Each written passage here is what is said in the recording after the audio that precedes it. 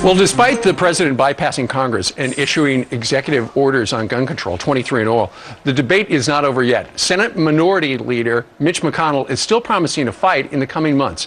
In a telephone recording being sent across McConnell's home state of Kentucky, he says, quote, President Obama and his team are doing everything in their power to restrict your constitutional right to keep and bear arms. Their efforts to restrict your rights, invading your personal privacy, and overstepping their bounds with executive orders is just plain wrong. Joining us right now from the Capitol is the chairman of the Senate Republican Policy Committee, Wyoming Senator John Barrasso. Senator, good morning to you. Great to be with you, Steve. David Plouffe, one of the president's advisors, was on one of the chat shows yesterday and said, I don't think the president's going to get everything that he wants regarding gun control, but he thought he might get 2 out of the 3. What do you think?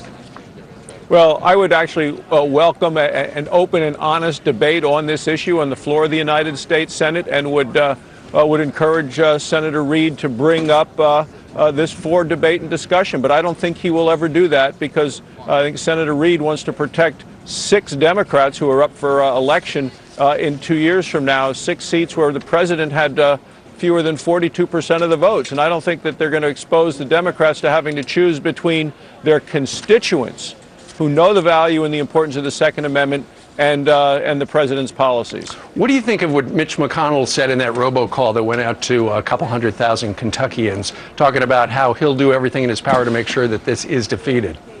Well, I think he absolutely will. He is a strong defender of our Second Amendment rights, as am I, and we know what that means. It has to do with individuals' rights to own and bear arms, which is one of the reasons that I've had disagreements with the Attorney General, who thinks it has to do only with a well-regulated militia. But, I'm a doctor. I know there is much more to this than just what's happening at gun shows or gun shelves. So if the president wants to push a political agenda, it seems what he's doing. If he actually wants to solve a problem of violence in America, there are things that we can do. As a doctor, I will tell you this, and with regard to mental health, with regard to a culture of violence, with video games, with violence in the media. There are things that we can do to actually solve the problem, rather than just deal with a political agenda that the president wants to push. I'm glad you mentioned video games, because video games and Hollywood completely left out of the suggestions that the president made the other day. Meanwhile, before you go, we've been talking about the U.S. Senate. Over in the U.S. House, which is controlled by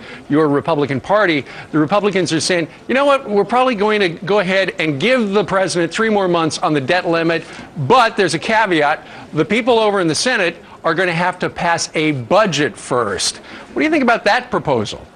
Well, I think the Senate ought to pass a budget. The Senate hasn't passed a budget in almost 4 years because they don't want to come clean with the American people. When a bill comes due and you're a family, you sit down and you say, okay, we need to pay the bills here, but we need to make sure we don't have bigger bills coming in the future. That's why you sit and look at your spending. I'd like to personally actually start cutting spending immediately. I understand exactly what the House is doing, and they're saying, Democrats in the Senate, please pass a budget. I've co-sponsored a legislation that said no budget, no pay. And this is exactly the same thing, making sure that if the Senate doesn't pass a budget, people don't receive paychecks. They don't deserve them. Sure. All right. Well, a lot going on Capitol Hill. And, of course, things kick off with the president's ceremonial swearing in, which is going to take place just behind you, Senator Barrasso, today at noon. Thank you, sir, for joining us live. Thanks for having me, Steve.